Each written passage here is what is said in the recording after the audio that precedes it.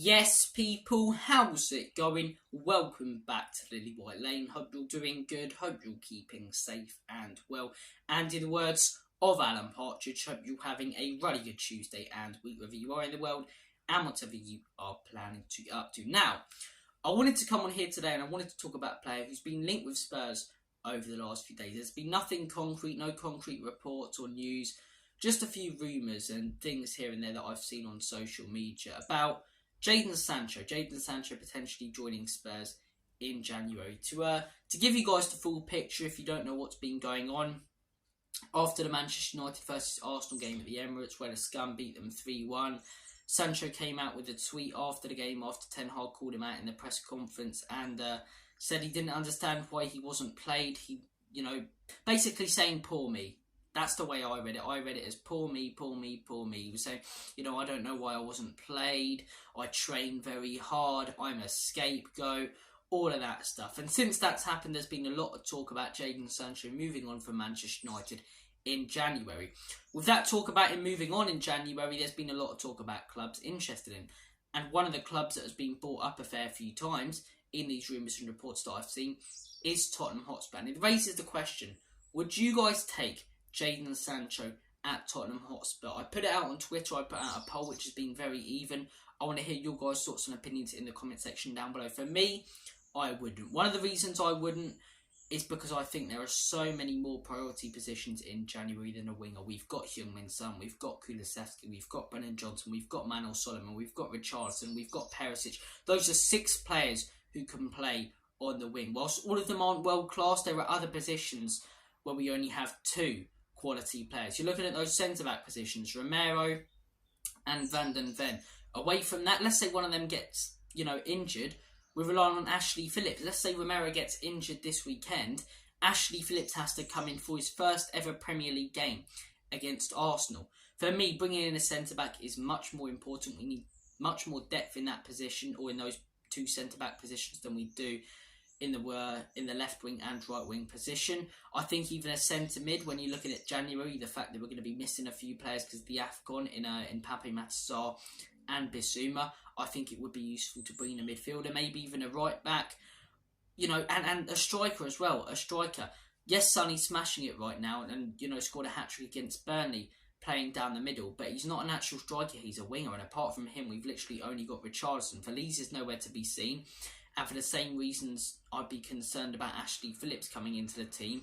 I think we need a striker. I don't think we can rely on Feliz to just come in and do a job like that. He needs to be developed. He needs to progress.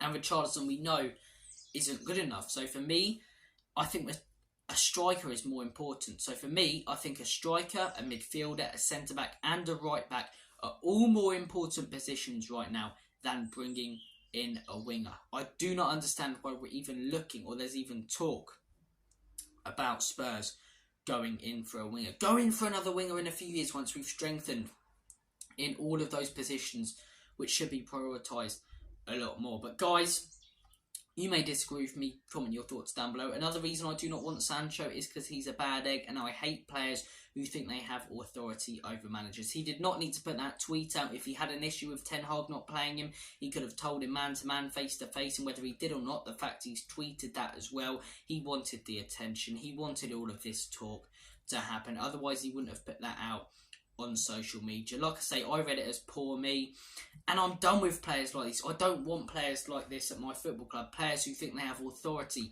over managers. I know it's a very old school way of looking at things, but for me, you respect the manager. They're your leader. They're your boss. You get so many players now calling out managers publicly. It just grinds my gears in. It grinds my gears in. It causes a power struggle. We've had it before.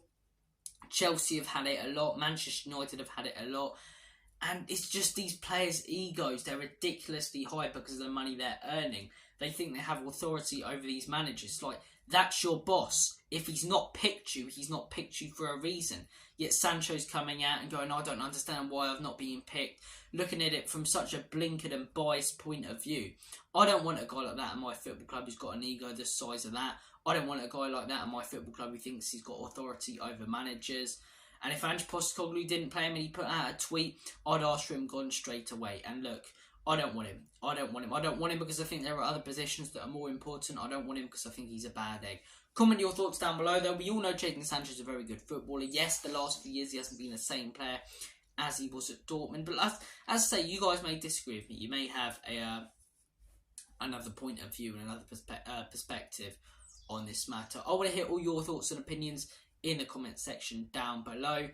Look, I also did something else I do want to mention in this video is I did watch Ange Postecoglou's Talksport interview this morning, and the guy's such a breath of fresh air. The way he speaks is brilliant. One of the, in my opinion, best well-spoken managers in the, I was about to say in the Premier League, in the world. He speaks so well, he says all the right things, and yeah, he's one of those managers where, you know, and it did wind me up about Conte. I was one of the people at the end, I said sack Conte because we don't have another option, but you know, it should have never gotten to that point, and the reason it got to that point was because of Enoch and Levy. I wanted Conte to succeed at Spurs more than anyone, and I think his downfall wasn't down to him. I think it was down to the ownership and the players who completely and utterly let him down. But something that did frustrate me is he'd allude to things a lot in his press conference, but not actually say things. To go, or maybe, you know, this player's doing something, and just smoke screens, and he talked cobblers where he wouldn't actually get straight down to the point he was trying to make. Ange Postecoglou, when they ask him a question, he answers that question. He doesn't try and move it away or allude to something. No, he answers that question.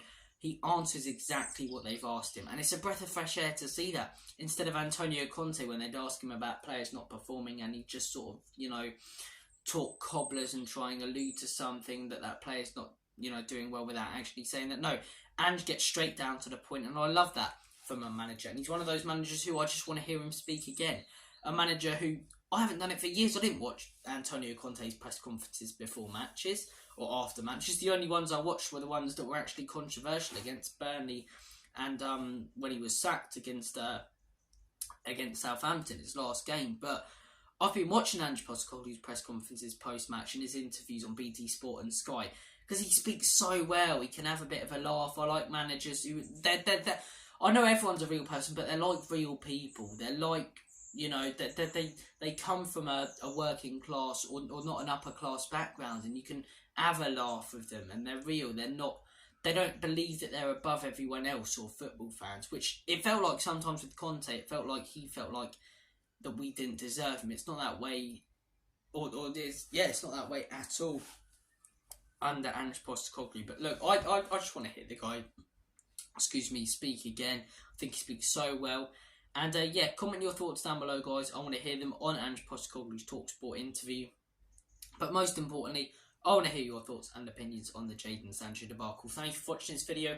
You're all bloody legends. Take care. And as always, Comedy Spurs, Enoch and Levy out in Big Ange. We trust. Up.